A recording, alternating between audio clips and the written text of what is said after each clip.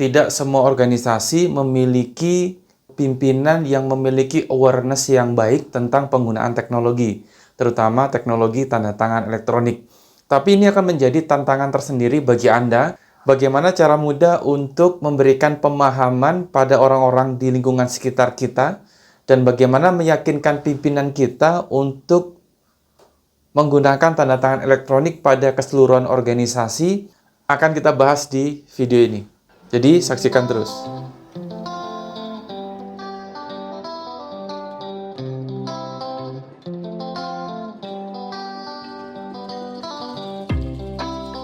Assalamualaikum, saya Sandi. Semoga kebaikan untuk Indonesia. Di channel ini, saya akan banyak membahas tentang implementasi tanda tangan elektronik dari berbagai perspektif. Mulai dari perspektif teknologi, kemudian perspektif tata kelola, proses bisnis, culture ataupun budaya, dan perspektif-perspektif lainnya akan kita bahas secara tuntas di channel tanda tangan elektronik ini. Jadi saksikan terus apa yang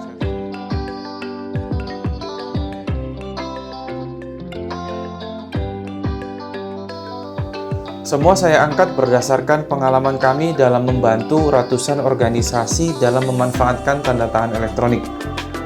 Jadi, saya sarankan bagi Anda yang belum subscribe untuk lakukan subscribe, supaya ketika ada update video yang saya upload, maka Anda akan mendapatkan notifikasi pembaruannya. Dan jangan lupa untuk like, share, dan komen. Implementasi teknologi apapun dalam organisasi, dalam kantor kita, dalam perusahaan kita, atau perguruan tinggi kita, maka akan berhasil apabila mendapat dukungan penuh dari pimpinan. Makanya metode top down itu adalah cara yang terbaik dalam kita menerapkan satu metode terbaru. Kalau kita memanfaatkan tanda tangan elektronik, ini kan sebetulnya adalah salah satu cara metode terbaru yang nanti pada saat pelaksanaannya akan perlu berbagai macam cara untuk mengedukasi, memberikan pemahaman, dan seterusnya, sehingga metode ini, teknologi ini bisa digunakan oleh keseluruhan masyarakat yang ada di dalam organisasi kita. Namun pada kenyataannya, tidak semua organisasi memiliki pimpinan yang memiliki awareness yang baik tentang penggunaan teknologi, terutama teknologi tanda tangan elektronik. Tapi ini akan menjadi tantangan tersendiri bagi Anda, bagaimana cara mudah untuk memberikan pemahaman pada orang-orang di lingkungan sekitar kita, dan bagaimana meyakinkan pimpinan kita untuk menggunakan tanda tangan elektronik pada keseluruhan organisasi. Tapi jangan khawatir, saya punya tips bagaimana implementasi tanda tangan elektronik ini berjalan dengan baik dengan cara kita melakukan pendekatan dan pemahaman kepada pimpinan tentang penggunaan tanda tangan elektronik dari berbagai perspektifnya, terutama perspektif kemanfaatan, keuntungan-keuntungannya, dan kemudahan-kemudahan dalam melakukan tanda tangan elektronik yang pada akhirnya akan memberikan kemudahan pada proses bisnis yang kita lakukan. Berikut akan saya tunjukkan bagaimana cara meyakinkan pimpinan agar dapat menggunakan tanda tangan elektronik. Karena apapun implementasi teknologinya, apabila itu diimplementasikan dengan metode top down, dari pimpinan kita pahamkan substansinya, lalu kemudian dari pimpinan menginstruksikan penggunaannya sampai dengan level bawah, maka insya Allah implementasi yang ada di organisasi Anda akan jauh lebih mudah ketimbang Anda bekerja sendiri di lingkungan level bawah untuk mengimplementasikan teknologi tersebut. Dalam hal ini adalah teknologi tanda tangan elektronik. Paling tidak ada 3 hal yang perlu kita persiapkan ketika akan meyakinkan pimpinan untuk menggunakan tanda tangan elektronik, di mana kita sama-sama tahu manfaat dari tanda tangan elektronik itu seperti apa. Saya akan jelaskan apa saja yang perlu dipersiapkan untuk meyakinkan pimpinan, sekaligus semua materi-materi yang bisa Anda pelajari dan Anda gunakan juga untuk menyampaikan kepada pimpinan pada organisasi atau institusi Anda. Ada 3 hal yang perlu dipersiapkan. Yang pertama adalah persiapan untuk substansi. Maka kita sebagai pihak yang meyakinkan perlu memahami substansi tentang tanda tangan elektronik itu sendiri.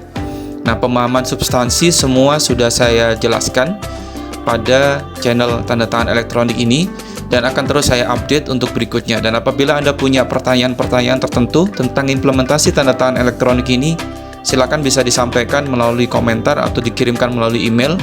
Nanti akan kami respon ataupun kami jawab melalui konten video yang secara khusus menjawab pertanyaan-pertanyaan yang Anda sampaikan. Yang pertama, pahami substansinya. Maka silakan pelajari video-video yang sudah saya sajikan di channel Tanda Tangan Elektronik ini. Yang kedua adalah menyiapkan materi presentasi yang menarik dan elegan, kemudian menyampaikannya dengan baik. Nah, materi presentasi apa saja yang perlu disampaikan? Saya sudah menyiapkannya untuk Anda gunakan. Nanti saya akan sampaikan di kolom deskripsi di bawah. Linknya bisa Anda download untuk Anda gunakan. Bagaimana cara menyampaikannya? Nanti akan saya tunjukkan. Bagaimana biasanya saya mempresentasikan tentang pemahaman tanda tangan elektronik dalam waktu kurang lebih 45 menit mengenai penggunaan tanda tangan elektronik tersebut. Paling tidak ada 3 hal kunci yang perlu disampaikan dalam presentasi tersebut.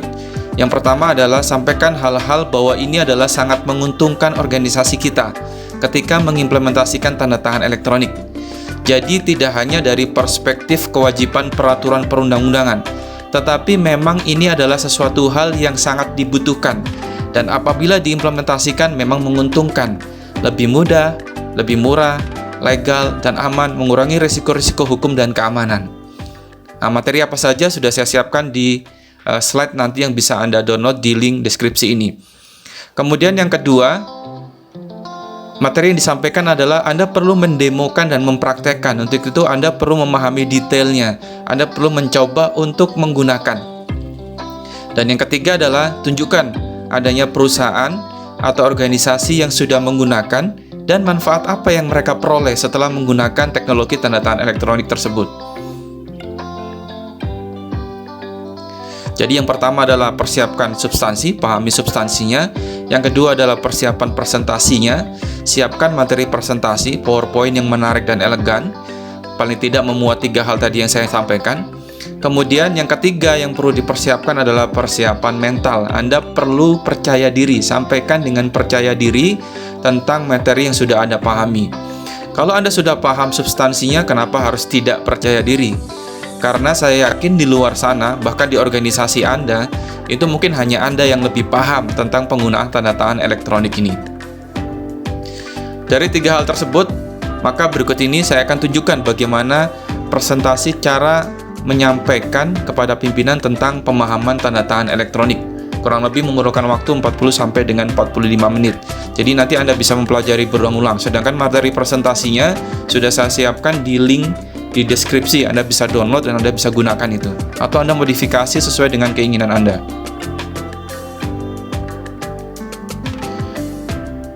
Kita mulai materi pemaparan tentang pemahaman tanda tangan elektronik yang biasa kami sampaikan sebagai narasumber memberikan sosialisasi atau pemahaman atau BIMTEK tentang penggunaan tanda tangan elektronik. Yang pertama, spoiler ini yang biasanya saya sampaikan di awal. Ini untuk memberikan pemahaman dari awal. Biasanya audiens itu datang, pimpinan datang, dia pasti menganggap remeh tentang tanda tangan elektronik ini.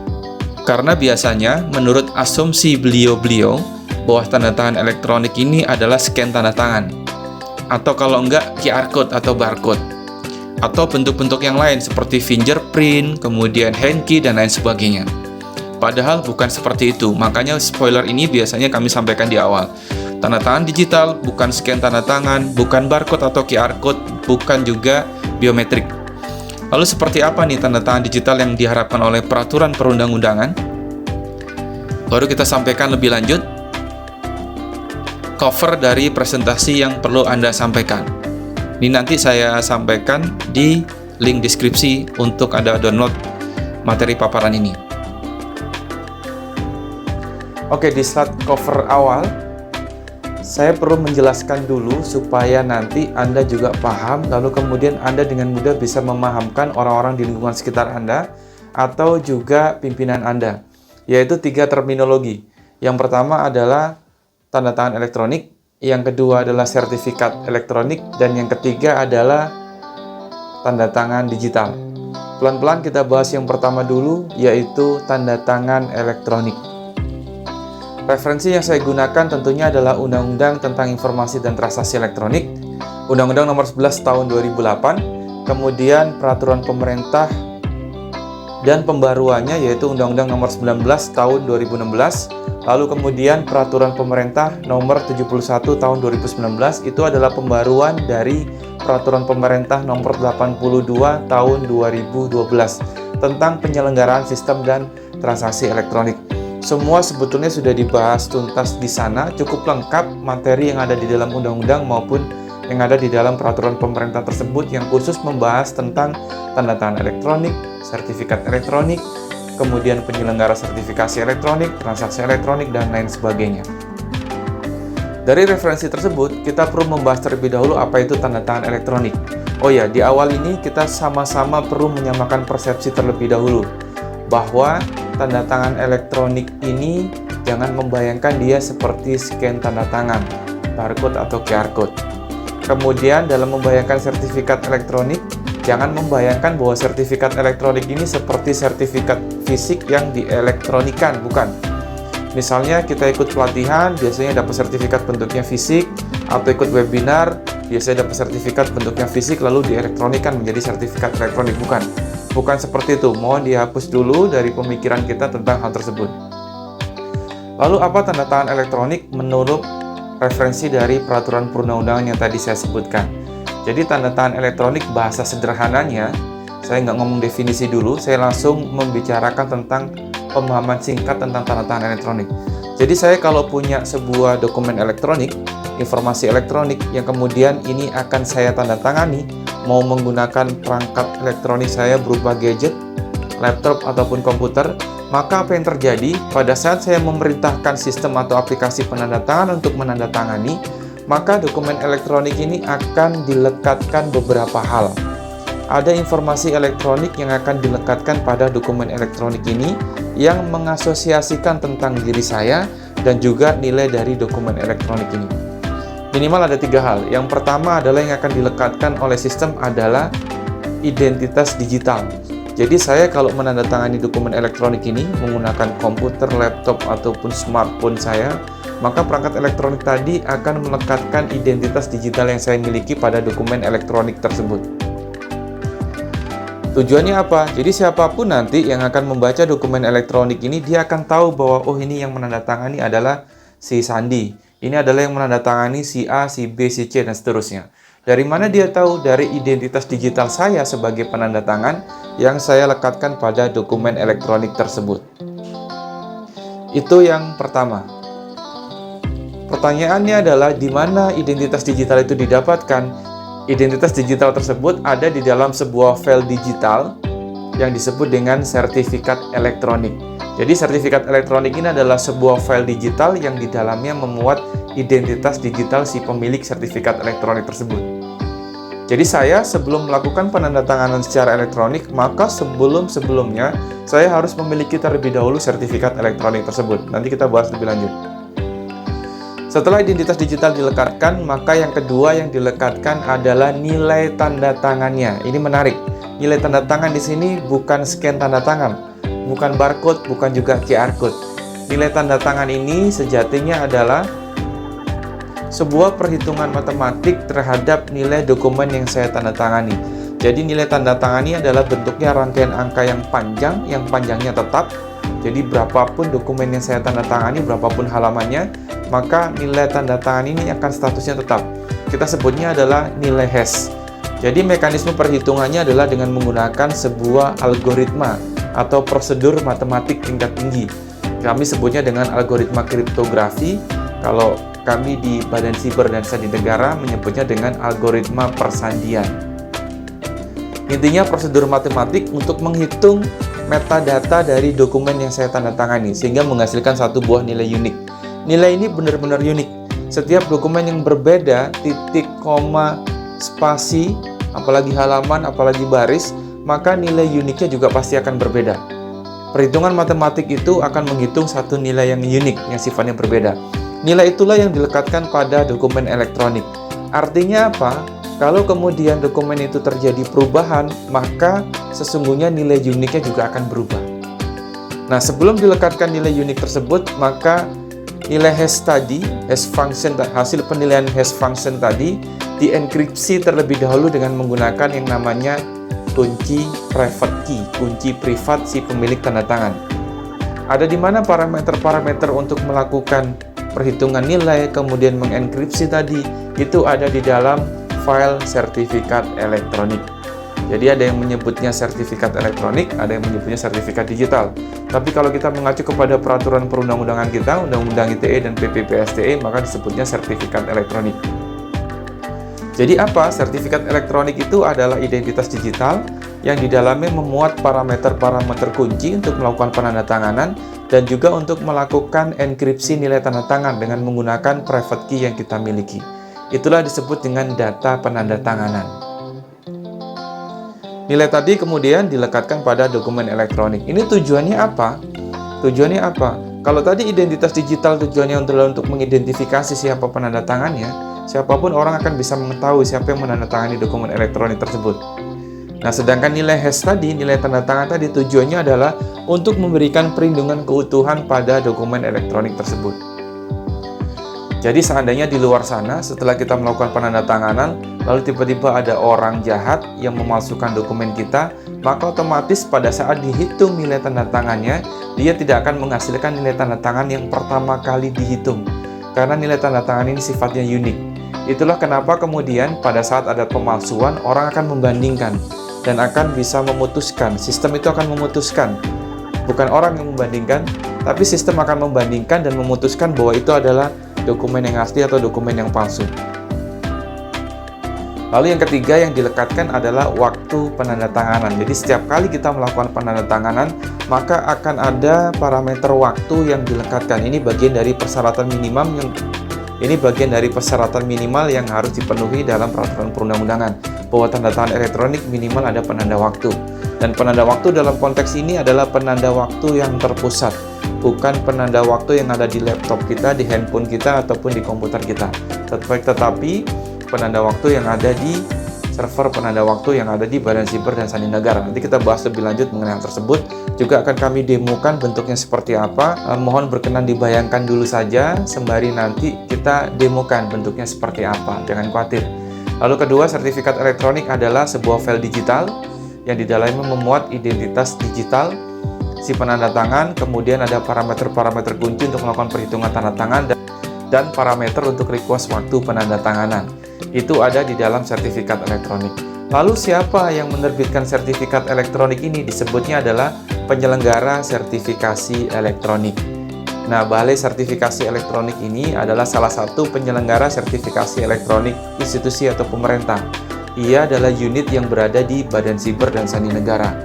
Kenapa ini menjadi concern Badan Siber dan Sandi Negara? Karena ini adalah satu teknologi yang memberikan perlindungan terhadap dokumen dan transaksi elektronik, keutuhan, keaslian, dan anti penyangkalan dan pemalsuan. Bagaimana orang akan memalsukan? Karena setiap orang akan memahami bahwa dokumen ini dokumen yang palsu dan dokumen ini dokumen yang diterbitkan ditandatangani oleh siapa.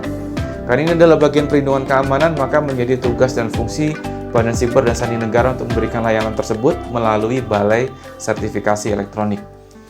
Di luar sana ada beberapa penyelenggara sertifikasi elektronik yang juga bisa digunakan yang memberikan layanan untuk swasta.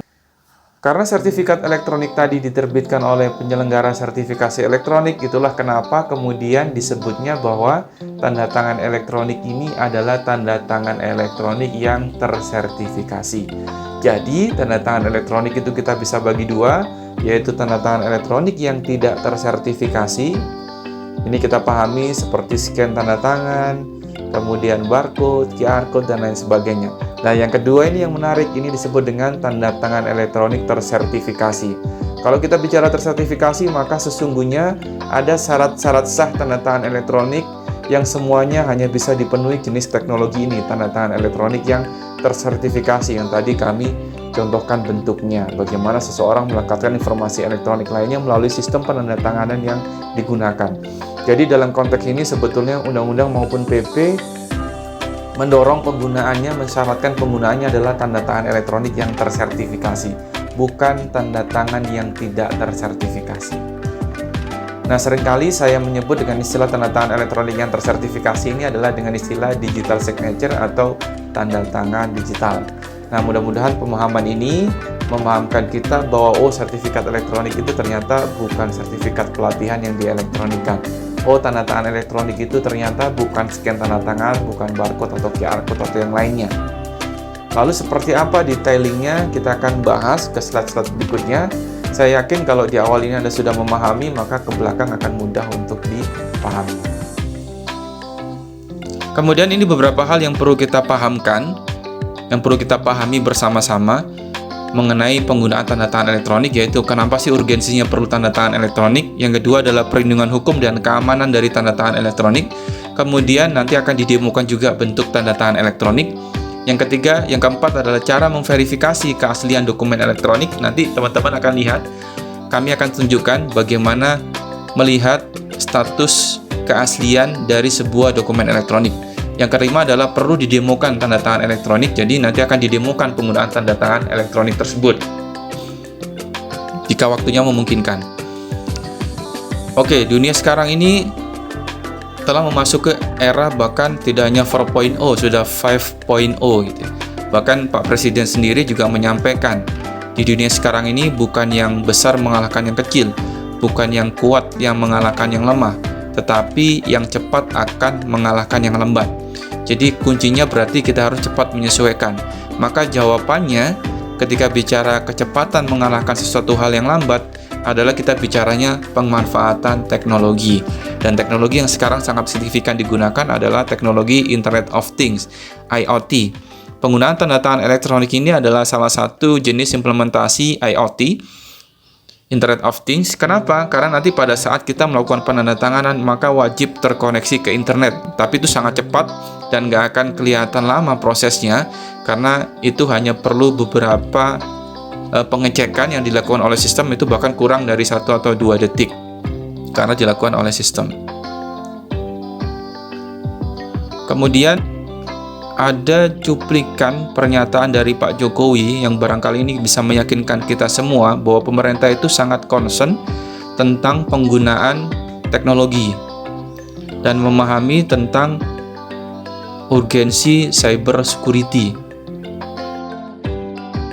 Kita harus siaga menghadapi ancaman kejahatan cyber, termasuk kejahatan penyalahgunaan data. Karena data adalah jenis kekayaan baru bangsa kita. Kini data lebih berharga dari minyak. Karena itu kedaulatan data harus diwujudkan. Hak warga negara atas data pribadi harus dilindungi. Ini salah satu concern dari Bapak Presiden tentang perlindungan data. Bagaimana mungkin kita akan menyukseskan itu semua kalau kita masih sering menggunakan tanda tangan elektronik yang bentuknya scan, yang dimana orang dengan mudah akan memalsukan. Nanti akan didemokan juga. Di channel ini juga sudah tersedia ya, demo bagaimana pemalsuan yang terjadi pada dokumen atau informasi elektronik. Kemudian juga QR code ataupun barcode. Maka yang kita perlu pilih gunakan adalah teknologi yang mampu memberikan perlindungan keamanan dan hukum bagi siapapun yang menggunakan, baik organisasi kita, perlindungan pada organisasi kita, maupun kita sebagai subjek hukum penanda tangan. Kemudian apalagi yang mendasari bahwa kita perlu menggunakan tanda tangan elektronik, urgensinya adalah tuntutan publik saat ini. Publik maunya bahwa kita sebagai pemberi layanan, ini concernnya kepada teman-teman yang berada di bidang pemerintahan ya. Dan ini nggak menutup kemungkinan bagi teman-teman semua yang berada di bidang non-pemerintahan atau swasta, di mana tuntutan publik ini berarti adalah tuntutan pelanggan.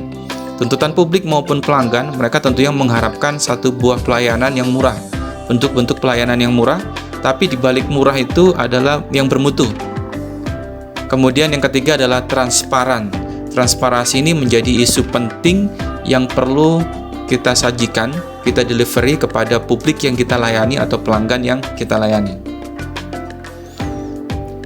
Banyak sekali bermunculan para institusi-institusi yang melakukan audit, baik itu KPK, BPK, Saber Pungli, nggak tahu nih Saber Pungli masih ada atau tidak. Jadi banyak yang mengawasi, bahkan masyarakat itu mengawasi jalannya pemerintahan yang dilakukan, mengawasi bagaimana organisasi kita bekerja. Jadi masyarakat dan pelanggan kita akan mengawasi apa yang sudah kita lakukan, kita delivery kepada mereka, itu sesuai dengan standar-standar yang ada atau tidak.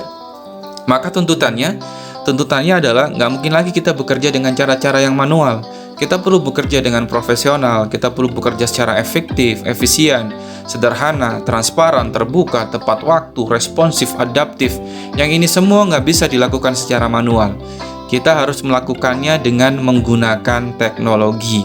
Maka jawabannya adalah implementasi teknologi, dan eranya sekarang adalah era Internet of Things. Maka itulah yang akan kita gunakan sehingga kita bisa bekerja dengan lebih mudah, lebih cepat, transparan dimanapun dan kapanpun kita berada. Kemudian banyak bermunculan layanan-layanan e-government, layanan-layanan smart city, mulai dari e-perizinan, e-procurement, e-tendering, dan lain sebagainya. Banyak sekali layanan-layanan diberikan, itu sudah menggunakan basisnya adalah teknologi. Ketika teknologi itu dilakukan, namun pada saat dilakukan pendeliverian masih ada unsur-unsur yang dilakukan secara manual, yaitu penandatanganan, maka otomatis target dari implementasi teknologi itu nggak akan pernah tercapai. Ini yang terjadi di Indonesia belakangan ini. Indonesia disebutnya banyak sekali di sana-sini mengimplementasikan teknologi, menggunakan teknologi, bahkan yang terintegrasi. Namun kita lihat bagaimana efektivitas dan efisien implementasi teknologi tersebut. Kalau kita lihat dari indeks e-government Indonesia, kita masih berada di nomor 88 dari 190 negara. Kita jauh di bawah Singapura, kita jauh di bawah Malaysia, bahkan kita masih berada di bawah Thailand dan Vietnam. Ini menjadi satu bentuk introspeksi diri tentang pemanfaatan implementasi teknologi. Kemudian kita juga bisa lihat dari indeks Doing Business yang ada di seluruh dunia. Kita masih berada di urutan 73. Ini data di mana video ini saya rekam di bulan Juli tahun 2021. Ini ketika saya searching, saya masih menemukan data ini. Sepertinya data yang tahun 2021 belum keluar. Ini masih menunjukkan data tahun 2020. Tapi paling tidak inilah kondisi terakhir yang kita bisa tangkap dari data ini. Kita berada di urutan 73 dalam hal kemudahan bisnis. Ini banyak parameternya. Teman-teman bisa mengelaborasi sendiri mengenai data tersebut untuk disampaikan kepada pimpinan. Dan kita masih berada di bawah negara-negara Asia Tenggara lainnya, Singapura, Malaysia, Thailand, bahkan di bawah Vietnam. Kita masih berada di bawah Vietnam. Di situ ada nomor 73 ranking Indonesia dari negara-negara yang lainnya. Lalu apa persoalannya? Teknologi sudah banyak diimplementasikan sana-sini, namun kemudian ternyata urutan indeks e-government, ranking e-government maupun ease of doing business di Indonesia masih kategorinya rendah dibandingkan beberapa negara Asia Tenggara lainnya. Ternyata ada persoalan yang menjadi concern kita mengenai tanda tangan elektronik. Jadi banyak sistem yang dilakukan secara elektronik, secara online, namun di dalam sistem tersebut masih ada proses-proses yang memerlukan pengesahan pimpinan, di mana pimpinan itu pada saat melakukan pengesahan harus berada di tempat, menggunakan cetakan-cetakan data yang tadinya dilakukan secara elektronik, dicetak, lalu ditempatkan di meja pimpinan, kemudian pimpinan harus berada di tempat untuk melakukan penandatanganan dan persetujuan. Kalau pimpinan berada di tempat, kalau pimpinan tidak berada di tempat, bagaimana mekanisme pemprosesnya? Maka akan menumpuk, informasi menumpuk di meja beliau, sampai beliaunya datang, baru beliau menandatangani secara manual. Setelah itu masih perlu di-scan lagi untuk di-upload kepada sistem, lalu diinfokan lagi kepada si pengguna layanan, masyarakat ataupun pelanggan yang kita layani. Memang dari luar kelihatannya semua dilakukan secara elektronik, secara digital. Namun di belakang masih ada proses-proses yang dilakukan secara manual. Itulah kita sering menyebutnya bahwa di Indonesia ini implementasi teknologi semua sudah online memang. On di depan tapi lain di belakang, online. Di depan sudah online, tapi di belakang ada yang online, ada yang dilakukan secara manual. Ini yang akan menjadi catatan tersendiri bagaimana kita perlu mengimplementasikan teknologi tanda tangan elektronik. Jadi pimpinan dimanapun, kapanpun, beliau bisa melakukan pengesahan, persetujuan, dan penandatanganan secara elektronik. Kemudian saya memiliki data-data yang menarik. Ini saya lihat dari perspektif kami di Balai Sertifikasi Elektronik dalam memberikan layanan penggunaan tanda tangan elektronik ini. Sebenarnya cukup signifikan. Nah, data ini nanti kita bisa sajikan untuk memotivasi, dan data ini bisa kita sajikan untuk memotivasi kita, organisasi kita dalam menggunakan tanda tangan elektronik, di mana ternyata di luar sana sudah sangat banyak orang-orang yang menggunakan organisasi yang menggunakan tanda tangan elektronik. Di sini tercatat dari data yang ada sudah hampir 345 institusi yang sudah menggunakan.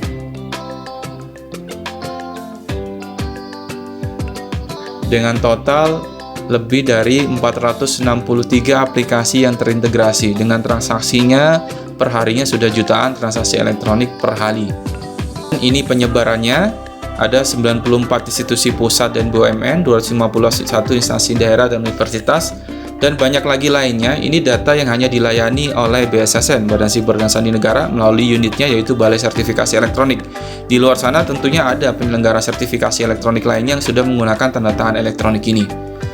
Kita lihat pemanfaatan tanda tangan elektroniknya seperti apa. Tentunya kita berharap adalah tanda tangan elektronik yang tersertifikasi, yang diharapkan oleh peraturan perundang-undangan. Kemudian kita lihat dari peningkatannya, syukur alhamdulillah peningkatannya cukup signifikan. Di sini kita lihat bahwa peningkatan terjadi sangat signifikan terutama pada masa pandemi COVID-19. Banyak kesadaran teman-teman dari tahun 2020, baik itu di institusi pemerintah pusat maupun daerah, bahkan mungkin di swasta yang saya tidak punya datanya, secara realnya itu terjadi peningkatan yang cukup signifikan untuk penggunaan tanda tangan elektronik ini.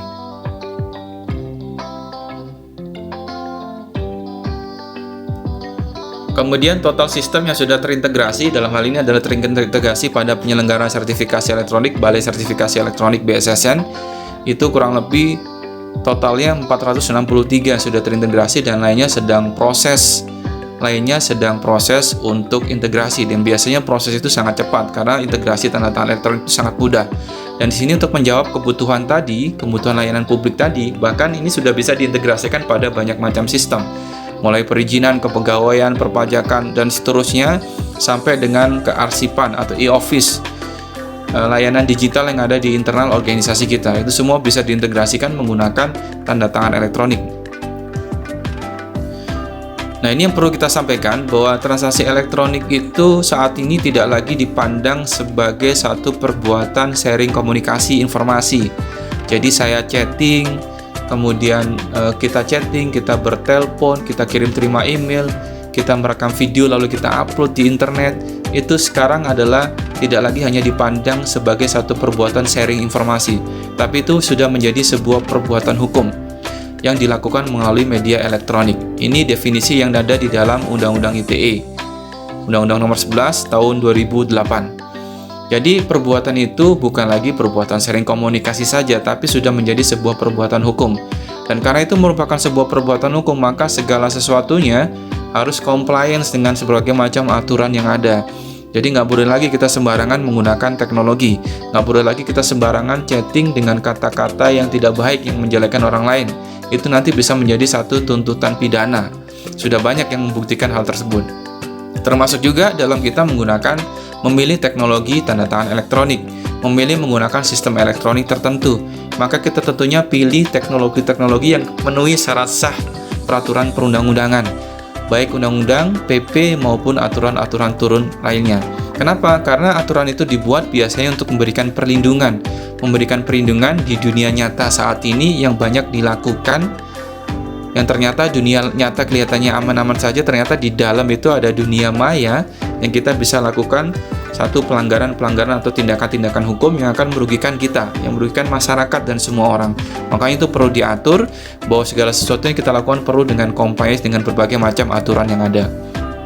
Kemudian, kenapa kita perlu compliance dengan berbagai macam peraturan yang ada? Karena selain itu amanat peraturan perundang-undangan, ternyata kita punya critical issue yang penting yang perlu kita perhatikan dalam rangka kita beralih menggunakan teknologi, menggunakan informasi elektronik atau menggunakan dokumen elektronik dan menggunakan tanda tangan elektronik. Beberapa critical issue yang perlu kita pahami adalah bahwa informasi elektronik itu memang gampang kita buat, gampang dibuat, gampang disimpan, gampang didistribusikan. Jadi kalau saya sekarang punya informasi atau elektronik, maka file itu dengan mudah dapat saya kirimkan ke kota yang lain, ke negara yang lain. Dengan mudah dapat saya kirimkan, dan dalam hitungan detik mereka yang di sana bisa langsung menerima informasi tersebut. Tapi di balik kemudahan itu ada critical issue yang perlu kita perhatikan, bahwa informasi atau dokumen elektronik itu sangat rentan terjadinya modifikasi. Jadi kita kirimkan dengan mudah, tapi jangan salah, bisa jadi apa yang sampai di luar sana informasinya tidak lagi sama seperti aslinya. Kenapa? Karena informasi atau dokumen elektronik itu sangat rentan untuk dimodifikasi. Ini kenyataan yang kita alami, dan secara visual secara visual, semua orang akan sulit untuk membedakan itu dokumen yang asli atau dokumen yang palsu. Ini yang terjadi saat ini. Betapa banyak dokumen atau informasi elektronik yang dikeluarkan oleh institusi yang sah, seolah-olah dikeluarkan oleh institusi yang sah, namun sampai kepada masyarakat melalui grup WhatsApp, grup Telegram, Facebook, Instagram, dan lain sebagainya, ternyata informasinya sudah berubah. Informasinya telah menjadi informasi yang menyesatkan, yang kita sebut dengan informasi hoax. Informasi hoax ini berarti bahwa informasi itu aslinya telah dimodifikasi. Dan kita semua sebagai masyarakat sulit membedakan apakah informasi itu yang asli atau informasi yang palsu. Kemudian yang ketiga, kepemilikan dokumen dapat dirubah. Ini critical issue berikutnya. Kita nggak bisa menghalangi orang atau siapapun di era digital saat ini akan merubah atau memodifikasi informasi yang kita miliki. Dan kita juga nggak bisa menghalangi orang atau siapapun untuk berlaku seolah-olah menjadi diri kita. Misalnya ada si X itu ngaku-ngaku sebagai bupati misalnya, atau wali kota satu kota tertentu. Kemudian dia membuat satu dokumen elektronik yang dia rilis, dia tanda tangani seolah-olah sebagai wali kota tersebut. Kita nggak bisa menghalangi orang melakukan itu sampai dengan saat ini. Maka yang perlu kita lakukan nantinya adalah kita harus mampu memberikan perlindungan-perlindungan yang ada di dalamnya. Jadi kepemilikan dokumen ini bisa saja dirubah oleh siapapun yang ngaku-ngaku menjadi siapapun. Critical issue berikutnya adalah waktu pembuatan dokumen. Diamanatkan di dalam undang-undang bahwa pada saat kita melakukan penandatanganan secara elektronik, maka minimal ada penanda waktu yang ada di dalamnya. Bagaimana dengan mudah di era digital saat ini kita membuat informasi atau dokumen elektronik yang seolah-olah kita buat sekarang tapi kita gunakan tanggal di masa yang lampau misalnya. Itu memungkinkan dilakukan. Maka undang-undang ini sudah memberikan solusinya sebetulnya sejak tahun 2008 dan ada pembaruan tahun 2016, yaitu Undang-Undang Nomor 19 tahun 2016 tentang pembaruan Undang-Undang ITE. Apa yang perlu dilakukan? Jadi untuk mengatasi isu modifikasi ini, maka di undang-undang sudah dipersyaratkan berikan perlindungan, keutuhan dan keaslian pada saat kita bertransaksi elektronik, pada saat kita menggunakan dokumen elektronik. Kalau ada perlindungan keutuhan dan keasliannya, seandainya informasi dokumen elektronik kita dipalsukan orang, maka dengan mudah secara visual kita melihat apakah dokumen itu dokumen yang palsu atau dokumen yang asli. Kemudian berikutnya adalah anti penyangkalan. Anti penyangkalan ini adalah untuk melindungi terjadinya kepemilikan dokumen yang tidak sah. Jadi kalau kita punya isu ini, maka perlindungan keaslian dan anti penyangkalan ini akan memberikan perlindungan. Jadi kalau ada orang di luar sana tiba-tiba ngaku-ngaku sebagai diri kita, menandatangani dokumen atau informasi elektronik, maka kita bisa mengidentifikasi ini dokumen yang asli atau bukan. Dan kalau memang itu bukan kita yang menandatangani, dengan mudah kita bisa menyangkal. Ini fungsinya adanya identitas digital tadi. Jadi jangan adanya identitas digital itu, maka seseorang nggak bisa dengan mudah ngaku-ngaku sebagai diri kita. Kita tinggal lihat saja nanti dokumennya itu ada ID digital kita atau tidak. Kalau di situ tidak ada ID digital kita bisa mengelak, bukan kita yang menandatangani. Kemudian penanda waktu yang valid ini dipersyaratkan juga dalam peraturan perundang-undangan. Jadi setiap kita melakukan penandatanganan secara elektronik, maka di situ akan ada identifikasi waktu kapan kita menandatanganinya. Ini akan memberikan kemudahan pada teman-teman yang bergerak di bidang kendali internal ataupun audit internal misalnya, ataupun audit eksternal. Seperti misalnya kalau di KPK, di BPK, pasti mereka bersemangat untuk mengimplementasikan tanda tangan elektronik. Kenapa demikian? Karena dengan menggunakan tanda tangan elektronik ini, kita juga harus bersiap diri, maka kita harus tertib administratif. Nggak mungkin lagi kita melakukan penandatanganan dengan tanggal tanda tangan mundur. Maka itulah, ini akan memudahkan nanti pada saat proses manajemen administrasi. Jadi nggak ada lagi istilah backdate pada saat melakukan penandatanganan. Kemudian apa dasar hukumnya? Kekuatan hukumnya yang biasanya kita sampaikan sebagai referensi ada di pasal 11 Undang-Undang ITE, Undang-Undang Nomor 11 tahun 2008. Di situ disampaikan di ayat 1 bahwa tanda tangan elektronik itu memiliki kekuatan hukum dan akibat hukum yang sah. Sama seperti tanda tangan konvensional selama memenuhi persyaratan. Jadi definisi ini tidak berhenti sampai dengan yang sah, tapi ada keterangan lebih lanjut selama memenuhi persyaratan. Jadi sepanjang kita menggunakan teknologi tanda tangan digital yang sah sesuai dengan persyaratan peraturan perundang-undangan, karena nanti ada di pasal 11 ini, di ayat berikutnya ada syarat sah tanda tangan elektronik. Sepanjang teknologi itu memenuhi syarat sah tersebut, maka tanda tangan elektronik ini akan memiliki kekuatan hukum dan akibat hukum yang sah. sama seperti tanda tangan konvensional. Bahkan di penjelasan disampaikan, meskipun tanda tangan elektronik ini bentuknya kode, bentuknya tertentu dengan teknik tertentu, maka sepanjang syarat itu dipenuhi, maka tanda tangan elektronik akan memiliki kedudukan yang sama dengan tanda tangan yang manual pada umumnya. Jadi kalau tanda tangan manual kita lakukan, itu memiliki kekuatan hukum dan akibat hukum, maka tanda tangan elektronik yang kita lakukan juga memiliki kekuatan hukum dan akibat hukum yang sama seperti tanda tangan manual. Bedanya adalah tanda tangan manual dilakukan penandatanganan menggunakan kertas dan ballpoint, sedangkan kalau tanda tangan digital ini kita melakukan penandatanganan menggunakan perangkat elektronik yang kita miliki. Kita menggunakan gadget yang kita miliki, menggunakan laptop atau komputer yang kita miliki. Adapun teknik yang digunakan tentunya bermacam-macam ya. Hanya saja yang tersertifikasi saat ini adalah menggunakan teknologi yang disebut dengan infrastruktur kunci publik. Itu yang digunakan pada jenis tanda tangan elektronik yang tersertifikasi sampai dengan saat ini. Kemudian dasar yang lain, kalau kita berada di unsur pemerintahan, ada di Undang-Undang Nomor 30 Tahun 2014, Administrasi Pemerintahan. Di pasal 6, pejabat pemerintah memiliki hak untuk menggunakan kewenangan dalam mengambil keputusan dan atau tindakan. Dan di bagian C ini disebutkan, dalam menetapkan keputusan bisa dalam bentuk tertulis, artinya fisik, atau bentuknya elektronik, dalam menetapkan tindakan atau kebijakan tersebut. Lalu bagaimana bentuk elektroniknya memang tidak diatur pada Undang-Undang tentang Administrasi Pemerintahan ini. Tentunya dirujuk lagi kepada Undang-Undang Nomor 11 Tahun 2008, yaitu tentang informasi dan transaksi elektronik. Artinya apa? Artinya bahwa pejabat atau badan pemerintahan dapat membuat keputusan-keputusan berbentuk elektronik, tentunya sesuai dengan ketentuan dan peraturan perundang-undangan yang ada.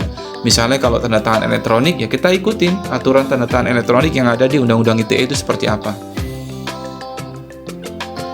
Kemudian dasar kewajiban yang lain ada di dalam Undang-Undang dan PP.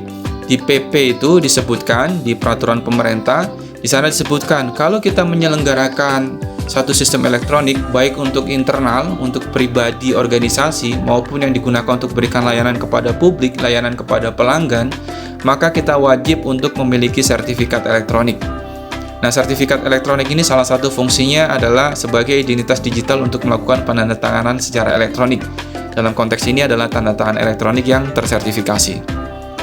Itu beberapa dasar hukumnya, dan ada lagi. Selain itu, ada juga diatur di dalam Peraturan Presiden Nomor 95 Tahun 2018 tentang Sistem Pemerintahan Berbasis Elektronik. Di sana disampaikan satu pasal khusus tentang keamanan sistem pemerintahan berbasis elektronik. Jadi di era digital saat ini, kita nggak boleh sembarangan mengembangkan aplikasi tanpa kita compliance dengan berbagai macam aturan yang ada. Bahkan di aturan SPB ini disyaratkan khusus di pasal 40 bahwa setiap kali kita mengembangkan sistem atau aplikasi ketika akan diimplementasikan, maka kita wajib memperhatikan aspek keamanan sistem tersebut. Jadi nggak boleh sembarangan. Dan salah satu bentuk implementasi keamanannya adalah penggunaan sertifikat digital atau sertifikat elektronik. Ini salah satu fungsinya adalah untuk memberikan perlindungan melalui tanda tangan elektronik. Apa saja yang dilindungi nanti keutuhannya. Kita dengan mudah nanti melihat keutuhan satu dokumen elektronik itu asli atau palsu. Kemudian keasliannya, kemudian anti penyangkalannya. Dan juga perlindungan tentang kerahasiaannya jika diperlukan. Jadi dari penjelasan saya tadi, kita telah memahami bahwa tanda tangan elektronik itu sebetulnya, ini kalau kita lihat dari definisi peraturan perundang-undangan, adalah informasi elektronik yang dilekatkan, yang terasosiasi, yang terkait dengan informasi elektronik lainnya sebagai alat verifikasi dan autentikasi. Apa yang diverifikasi dan diautentikasi, yaitu identitas digitalnya, keutuhan dan keasliannya. Definisi ini saya padukan definisi yang ada di Undang-Undang ITE dan persyaratan yang ada di PP PSTE.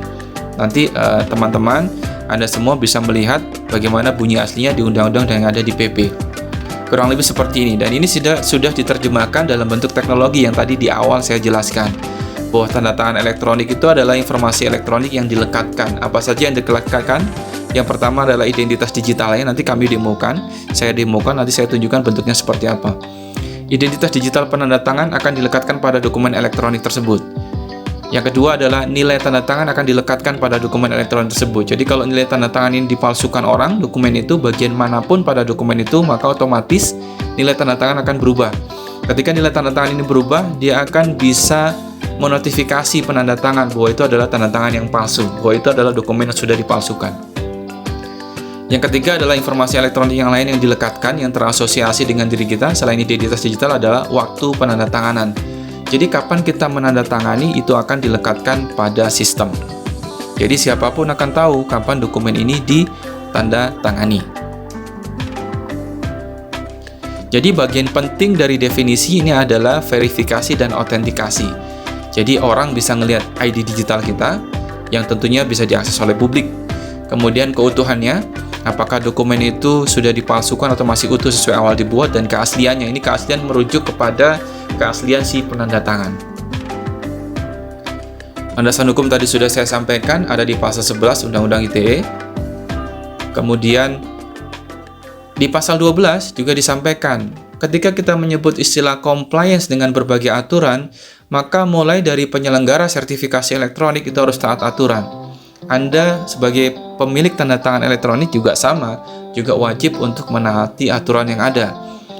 Apa yang harus dilakukan? Yaitu mematuhi pasal 12, bahwa setiap orang yang terlibat dalam tanda tangan elektronik wajib memberikan pengaman atas tanda tangan elektroniknya.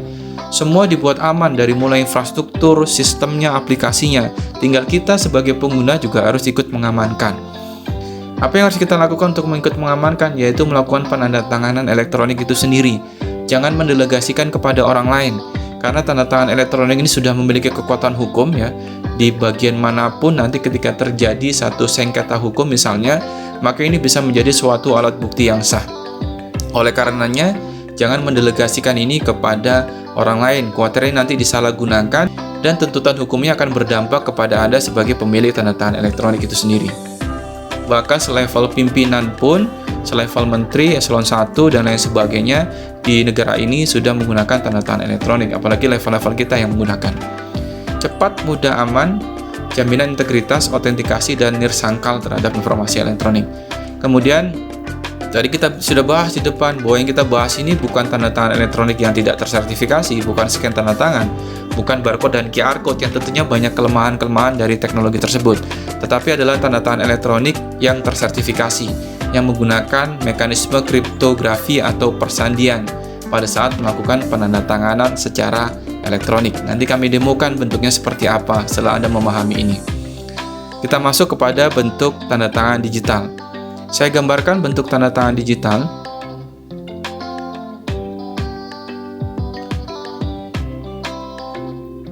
Nih, saya punya contoh dokumen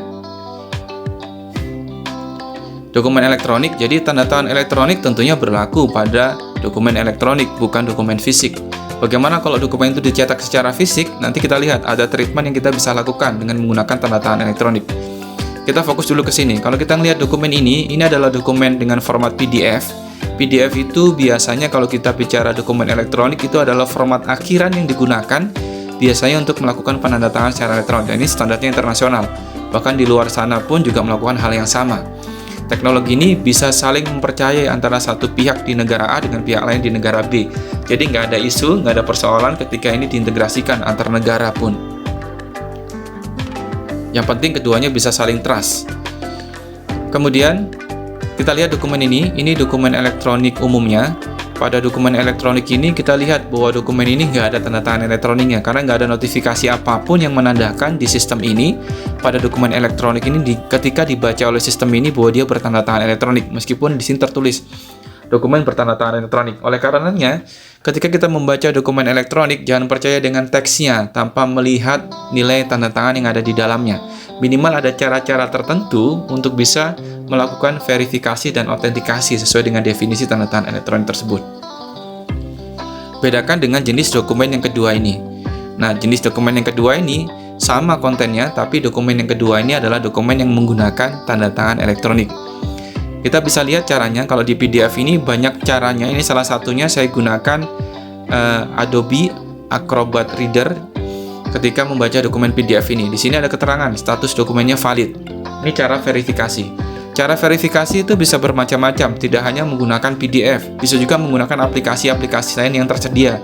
Jadi sekarang sudah banyak penyelenggara sertifikasi elektronik yang menyediakan aplikasi-aplikasi yang bisa digunakan untuk memverifikasi tanda tangannya. Bahkan di BSSN pun ada webnya, termasuk juga di Kementerian Kominfo juga ada webnya untuk memverifikasi keaslian atau untuk memverifikasi tanda tangan elektronik pada dokumen. Kita lihat di sini ada keterangan statusnya valid. Status valid ini menandakan bahwa dokumen ini masih utuh, dia menggunakan tanda tangan elektronik, dan identitas digitalnya adalah menggunakan sertifikat elektronik dengan identitas digital yang sah yang diterbitkan oleh penyelenggara sertifikasi elektronik. Meskipun pada dokumen ini tidak ada visualisasi tanda tangannya apapun. Jadi pada tanda tangan elektronik tersertifikasi, tanda tangan digital ya sebutnya seperti itu, pada tanda tangan digital itu boleh ada visualisasi pada dokumen, boleh juga tanpa ada visualisasi pada dokumen. Ini contohnya. Lalu bagaimana cara verifikasinya? Kalau di sini kita bisa lihat dari signature panelnya, di sini ada keterangan siapa yang menandatangani. Siapa yang menandatangani, kemudian ada informasi detail di dalamnya, kita bisa lihat propertiesnya, kapan waktu penandatanganannya.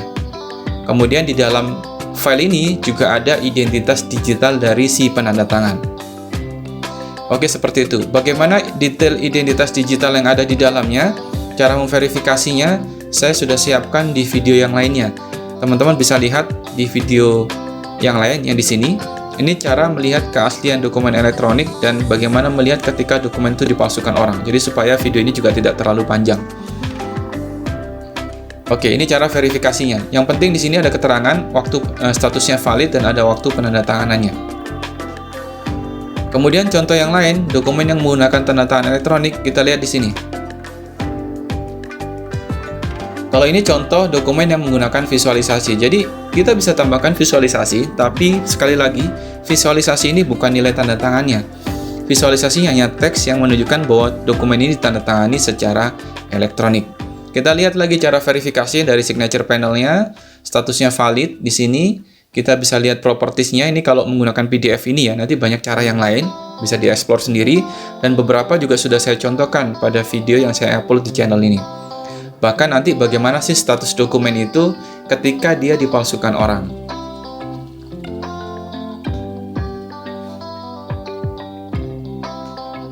Oke, ini beberapa contoh dokumen yang menggunakan tanda tangan elektronik. Jadi, bentuknya bisa bermacam-macam. Boleh ada visualisasi, boleh tanpa visualisasi. Ini contoh, kalau ada visualisasi seperti ini, bahkan ditambahkan QR Code. Nah, QR Code ini nggak melindungi seluruh konten dokumen ini ketika nanti dipalsukan. Tetapi, tanda tangan digitalnya lah. Status validitasnya nanti akan menunjukkan bahwa apabila dokumen ini dipalsukan oleh orang lain, maka kita dengan mudah akan dapat melihat dari status dokumen. Mohon maaf jika penyampaiannya terlalu cepat, teman-teman bisa mengulang lagi untuk melihat video ini. Ini saya mengejar supaya tidak terlalu panjang durasinya. Oke, kita lanjutkan lagi. Sedikit lagi dari paparan yang sudah saya sampaikan. Itu gambaran tentang bentuk tanda tangan elektronik. Nah, pertanyaannya tadi katanya tanda tangan elektronik itu bisa melindungi keutuhan, bisa melindungi keaslian, bisa melindungi adanya pemalsuan maupun penyangkalan data. Nah, kita tunjukkan nih bagaimana kalau kemudian ada orang yang mencoba memodifikasi dokumen elektronik ini. Statusnya seperti apa? Apakah statusnya yang dari valid dia akan menjadi tidak valid? Detailnya bisa dilihat di video yang tadi saya tunjukkan. Di situ itu ada semua dari satu dokumen elektronik yang valid. Kemudian bagaimana orang mencoba memalsukan dokumen elektronik ini menjadi satu dokumen yang palsu. Kita lanjutkan lagi pembahasannya. Nah, kenapa pemalsuan itu pada tanda tangan elektronik bisa dideteksi? Karena ini yang terjadi skemanya pada tanda tangan elektronik ya. Kita tunjukkan misalnya bagaimana perbedaan pada scan tanda tangan tidak tersertifikasi dengan tanda tangan tersertifikasi, tanda tangan digital. Pada scan tanda tangan, ketika dipalsukan orang, ini ada dokumen elektronik ya. Dokumen elektronik ini kemudian, ini dokumen aslinya, dua dokumen asli, lalu ada orang yang mencoba memalsukan dokumen ini. Dia buat dokumen palsu yang seolah-olah sama seperti bentuk dari dokumen elektronik aslinya, yang berupa scan tanda tangan. Kemudian bagaimana cara memalsukannya? Dia dengan mudah aja mengkopikan scan tanda tangannya. maka jadilah ini satu bentuk dokumen palsu. Mungkin dokumennya akan mirip, tanda tangan mirip, tapi kontennya berbeda. Ini akan merugikan kita sebagai penandatangan. Dan cara mengcopy seperti ini juga bisa dilakukan pada tanda tangan elektronik seperti barcode maupun QR code. Pihak tidak bertanggung jawab dapat menggunakan tanda tangan elektronik untuk memalsukan dokumen sehingga sulit nanti dibuktikan keasliannya. Nah, berbeda dengan tanda tangan elektronik yang tersertifikasi. Nanti kopinya ketika tidak sama dengan asli dokumen aslinya, kita semua bisa mendeteksi dengan mudah. Untuk demonya bisa lihat di video ini. Dan ketika ada dokumen asli bertanda tangan secara digital, maka kalau ada orang mencoba memalsukan dokumen elektronik ini, dia mau memaksakan nilai tanda tangan. Jadi nilai tanda tangan itu parameternya bentuknya rangkaian angka seperti ini. Ini kalau dikonversi dalam bentuk biner, jadi rangkaian angkanya bisa bentuknya karakter-karakter dan lain sebagainya. Maka dia nggak bisa nih memasukkan dengan mendapatkan nilai tanda tangan yang sama. Kenapa? Karena setiap dokumen itu punya nilai unik tanda tangannya masing-masing. Punya nilai tanda tangannya masing-masing. Jadi kalau ada orang memalsukan, di bagian manapun dokumen itu dipalsukan, maka nilai tanda tangan itu pasti sifatnya unik dan berbeda. Dengan demikian, sistem bisa membandingkan apakah dokumen itu dokumen yang aslinya, yang utuh, sebagaimana pertama kali dibuat, atau dokumen yang sudah dipalsukan. Jadi tanda tangan digital ini bersifat unik untuk setiap dokumen ditandatangani sehingga sulit untuk dipalsukan ke dokumen yang lainnya. Apakah tidak bisa dikopikan? Ya bisa dikopikan, tetapi kopinya itu adalah aslinya. Kalau ada orang mengkopikan lalu merubah kontennya, maka otomatis akan teridentifikasi bahwa status dari dokumen itu bukan dokumen yang asli. Itu adalah dokumen yang palsu. Bagaimana cara verifikasinya, melihat dokumen itu asli atau palsu pada dokumen elektronik, sudah saya siapkan di video ini. Silakan dilihat di video channel tanda tangan elektronik ini bagaimana memverifikasi dokumen elektronik dan apabila terjadi pemalsuan yang ada di dalamnya. Nilai tanda tangan pada tanda tangan elektronik tidak dapat dikopikan nilai tanda tangan. Dia ada di dalam metadata sistem, tapi dokumennya tetap bisa dikopikan. Jadi dokumen yang dikopikan sama seperti aslinya. Jadi kalau kita bicara tanda tangan elektronik tersertifikasi, maka dokumen kopian itu dikopikan kemanapun, yaitu dokumen aslinya. Dan kita nggak perlu khawatir dengan perlindungan keamanan kontennya, karena tanda tangan elektronik itu yang melindungi konten dari dokumen elektronik tersebut. Kemudian ini yang ada di pasal 11 tadi, ada syarat sah tanda tangan elektronik. Ada 6 syarat sah. Pembahasan ini sudah saya detailkan juga di video yang lainnya, ya, karena ini durasinya nanti terlalu panjang. Data pembuatan tanda tangan elektronik hanya kepada penanda tangan dan seterusnya sampai dengan kewajiban setiap orang wajib memberikan perlindungan terhadap tanda tangan elektronik yang dimiliki. Detailnya kita bisa lihat pada video yang lainnya di dalam channel ini. Kemudian ini gambaran nilai tanda tangannya. Jadi sepanjang apapun dokumen elektronik yang kita buat, maka nilai tanda tangan akan bentuknya panjangnya tetap, tapi nilainya akan berbeda-beda, akan sifatnya unik. Ini contohnya. Ini ada teks dokumen yang isinya adalah I'm an engineer, cuman beda N saja, maka nilai tanda tangan itu akan berbeda. Jadi digital signature ini bentuknya adalah berupa rangkaian angka yang panjang yang kemudian itu dienkripsi, disandi menggunakan kunci kriptografi namanya private key yang dimiliki oleh penanda tangan. Cara menandatangani ya sangat mudah. Ini contoh yang lain, cara memverifikasi keaslian dokumen elektronik ya. Ini saya gunakan aplikasi mobile misalnya yang dimiliki oleh Balai Sertifikasi Elektronik. Kita bisa fokus di sini. Di sini akan ada keterangan, kita tinggal buka aplikasi ini, cek dokumen untuk melihat keaslian dari dokumen elektronik. Ini nanti detailingnya juga sudah saya siapkan di video yang lainnya untuk Anda memahami tentang tanda tangan elektronik yang nanti bisa Anda pahami ataupun Anda edukasi teman-teman yang ada di organisasi Anda untuk menggunakan tanda tangan elektronik. Ini contohnya apabila dokumen itu statusnya ternyata dokumen yang palsu, maka sistem verifikator ini bentuknya bisa apapun, ini contoh saja, akan muncul keterangan statusnya dia valid atau tidak valid. Ini tidak valid berarti dokumennya sudah dipalsukan orang. Ataupun bentuknya berupa QR code sebagai teknologi tambahannya. Jadi jangan berpikiran QR code itu tanda tangan elektronik, ya bukan. QR code itu hanya sebagai satu perantara teknologi, satu tambahan informasi atau satu tambahan mekanisme untuk melakukan verifikasi, bukan tanda tangan elektronik yang dimaksud kalau kita bicara tanda tangan elektronik tersertifikasi. Ini nanti akan saya tunjukkan juga pada video yang lainnya. Jadi mohon teman-teman mempelajari video-video lain yang ada di channel ini untuk menambah pemahaman Anda tentang penggunaan tanda tangan elektronik. Kemudian cara-cara integrasinya, cara penggunaannya itu ada bermacam-macam, ada metode integrasi. Jadi Anda punya sistem apa yang ada di organisasi Anda itu bisa diintegrasikan menggunakan tanda tangan elektronik. Ini nanti akan saya detailkan lebih lanjut pembahasan ini. Kemudian ada juga metode standalone. Metode standalone itu ada aplikasi-aplikasi sudah disiapkan oleh penyelenggara sertifikasi elektronik. Dalam hal ini misalnya balai sertifikasi elektronik yang bisa langsung digunakan untuk menandatangani pada komputer, pada web, pada laptop ataupun pada smartphone yang kita miliki. Jadi pilihan-pilihan teknologi untuk menandatangani itu sangat beragam dan sangat mudah dilakukan. Kemudian untuk meyakinkan kita lagi, apalagi kita menjelaskan kepada pimpinan, kita perlu tunjukkan nih ada satu video edukasi bahwa sudah waktunya kita beralih dari cara-cara manual ke cara-cara digital, karena manual itu sudah tidak aman. Dan cara-cara digital bukan berarti aman, kita perlu tetap mengamankan. Salah satunya adalah penggunaan tanda tangan elektronik ini. Petugas Direktorat Reserse Kriminal Umum Polda Jawa Barat menetapkan 13 tersangka dalam kasus penipuan, penggelapan, dan pemalsuan dokumen yang merugikan sebuah bank perkreditan rakyat di Jawa Barat. Selain memalsukan sertifikat guru, anggota sindikat pemalsu dokumen ini juga sengaja menggadaikan sertifikat guru palsu tersebut dan merugikan bank hingga mencapai 36 miliar rupiah. Sehari setelah menggelar penggerebekan di sebuah rumah yang dijadikan lokasi pembuatan berbagai jenis dokumen palsu di kawasan Tambora, Jakarta Barat, petugas Direktorat Reserse Kriminal Umum Polda Jawa Barat Rabu siang telah menetapkan 13 orang tersangka dalam kasus pembuatan berbagai dokumen palsu yang merugikan sebuah bank perkreditan rakyat di Jawa Barat hingga mencapai 36 miliar rupiah. Ke-13 tersangka tersebut masing-masing berperan sebagai pencari konsumen yang akan membuat dokumen palsu, koordinator yang mengumpulkan para guru untuk membuat surat sertifikasi palsu, serta oknum dari bank perkreditan rakyat. Kasus penipuan, penggelapan, serta pemalsuan dokumen ini terungkap menyusul adanya laporan dari pimpinan bank perkreditan rakyat yang telah mengalami kebocoran anggaran sebesar 36 miliar rupiah.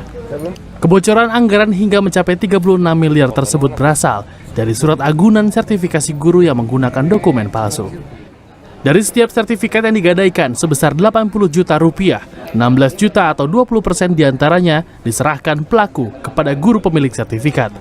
Sementara 64 juta lainnya dibagikan secara merata di antara anggota sindikat. Kabid Humas Polda Jawa Barat, Yusri Yunus mengaku hingga kini tercatat sebanyak 345 guru yang telah menggadaikan sertifikasi guru palsunya. Sampai dengan saat sekarang ini kita jadikan saksi, ya. Kita jadikan saksi, nanti akan kita gelarkan lagi untuk sampai batas mana keterlibatan masing-masing guru. Ya. Kita mulai dari niat dan cukup tidak 2 alat bukti untuk bisa menjerat di pasal 5556 kepada guru-guru tersebut. Nah, ini masih kita coba pelajari semuanya. Tidak hanya membuat surat sertifikasi guru palsu, sindikat tersebut juga membuat dokumen palsu lainnya mulai dari ijazah SD hingga perguruan tinggi di seluruh Indonesia, surat kelakuan baik kepolisian, KTP elektronik, akta kelahiran, hingga dokumen sertifikat tanah palsu. Hingga kini, Direskrimum Polda Jawa Barat masih terus melakukan pengembangan terkait kasus pembuatan dokumen palsu yang telah berlangsung sejak 5 tahun terakhir tersebut. Freddy Bangun, Bandung. Oke, bagian terakhir untuk menambah pemahaman biar satu paket dari video pembahasan ini akan saya demokan bagaimana cara menandatangani dokumen elektronik cukup dengan menggunakan 2 aplikasi, yaitu WhatsApp dan aplikasi penandatanganan. Ini contoh tampilannya ketika ada seorang staf yang mengirimkan dokumen melalui WhatsApp kepada saya misalnya untuk mohon berkenan menandatangani dokumen ini secara elektronik. Maka ini yang terjadi, saya tinggal membuka pesan tersebut melalui WhatsApp, lalu saya download dulu dokumennya yang akan ditandatangani juga melalui WhatsApp seperti ini. Jadi sangat mudah melakukan penandatanganan ini. Sangat mudah, cuman perlu beberapa klik lalu memasukkan satu kunci kredensial yang kita sebut sebagai kunci passphrase untuk menandatangani. Dokumen di-download, lalu kemudian dia akan terbuka, kita buka dengan menggunakan aplikasi penandatanganan. Kebetulan kalau di sini kita gunakan aplikasinya namanya Panther Mobile. Ini adalah aplikasi yang dikeluarkan oleh Balai Sertifikasi Elektronik. Kalau sudah keluar seperti ini, tinggal diklik bagian bawah, jadi sangat mudah, tinggal dibaca dokumennya. Kalau dokumennya sudah oke, sudah sesuai, kita tinggal menandatanganinya dengan mudah. Tinggal mengklik bagian bawah yang ada gambar pensil di bawah tersebut. Lalu akan muncul satu perintah untuk memasukkan input kredensial, yaitu sebuah passphrase yang kita dapatkan untuk mengakses sertifikat elektronik yang kita miliki. Untuk mengakses identitas digital yang kita miliki, yaitu sertifikat elektronik yang kita miliki. Artinya apa? Aplikasi ini bisa digunakan untuk menandatangani ketika kita sebagai penanda tangan sudah memiliki identitas digital di dalam sertifikat elektronik yang dikeluarkan oleh penyelenggara sertifikasi elektronik. Dalam contoh ini adalah Balai Sertifikasi Elektronik. Kalau sudah ditandatangani, akan muncul satu notifikasi yang mengatakan bahwa dokumen sukses ditandatangani. Kita tidak melakukan langkah selanjutnya, apakah kita share, kirim lagi kepada si pembuat tanda tangan, atau kita buka dulu dokumennya untuk mengecek apakah tanda tangannya berhasil atau tidak. Itu terserah Anda. Jadi sangat mudah untuk melakukan penandatanganan. Ini contohnya, tinggal dikirimkan saja melalui WhatsApp kembali. Dokumen sudah ditandatangani. Kemudian si penerima dokumen tersebut juga bisa melakukan pengecekan keabsahan dokumen tersebut dengan menggunakan aplikasi yang sama untuk mengecek keabsahan dari dokumen tanda tangan elektronik. Nanti akan saya jelaskan di bagian yang lain terpisah bagaimana cara menandatangani secara lengkap melalui berbagai perangkat, baik itu yang mobile, seperti ini mobile, ini yang sifatnya standalone, bisa juga nanti melalui perangkat yang sifatnya integrasi, jadi terintegrasi menggunakan satu aplikasi tertentu. Artinya kalau di organisasi Anda ada satu buah aplikasi yang akan diintegrasikan menggunakan tanda tangan elektronik, maka tanda tangan elektronik bisa diintegrasikan dan bisa melakukan tanda tangan pada aplikasi tersebut tanpa mengubah proses bisnis dari aplikasi itu secara keseluruhan. Jadi bisa standalone, bisa juga secara terintegrasi. Bisa mobile, bisa juga yang berbasis web, juga bisa berbasis desktop atau komputer. Nanti akan saya demokan pada video terpisah supaya durasinya tidak terlalu panjang. Oke, kurang lebih itu penjelasan yang dapat saya berikan. Anda bisa mereplikasi, meniru apa yang tadi saya sampaikan. Bahan-bahan nanti akan saya sampaikan di deskripsi di bawah. Anda bisa download bahan paparannya yang bisa Anda sampaikan dan modifikasi tentunya dengan gaya Anda menyampaikan sendiri seperti apa. Kemudian detailing terhadap dokumen elektronik, cara memverifikasi dokumen bertanda tangan digital, kemudian cara melihat keutuhan dan keasliannya melalui perangkat-perangkat yang lain, kemudian contoh-contoh penggunaan tanda tangan elektronik, cara menggunakan tanda tangan elektronik, saya bahas pada video yang terpisah karena ini terlalu panjang durasinya. Anda bisa lihat di channel ini juga, tanda tangan elektronik, itu banyak video-video yang sudah saya siapkan untuk teman-teman mempelajari lebih detail dari apa tadi yang barusan saya sampaikan tentang implementasi penggunaan tanda tangan elektronik. Termasuk juga bagaimana nanti pertanyaan-pertanyaan yang sering kali disampaikan dan bagaimana kami memberikan jawaban-jawaban penjelasan. Ini barangkali nanti menjadi persiapan Anda untuk memberikan penjelasan kepada orang-orang di lingkungan sekitar Anda maupun pimpinan Anda tentang penggunaan tanda tangan elektronik tersebut. Jika merasa video ini bermanfaat, silakan di-like, kemudian share, bagikan ke orang-orang lain yang membutuhkan. Kemudian kalau ada komentar, silakan komentar. Bisa komentar di sini, bisa melalui email. Insya Allah kalau bisa kami akan balas. Jika tidak pada kolom komentar ataupun email, bisa juga nanti kami buatkan satu konten tersendiri untuk menjawab pertanyaan Anda yang mungkin memerlukan penjelasan yang lebih detail di dalamnya.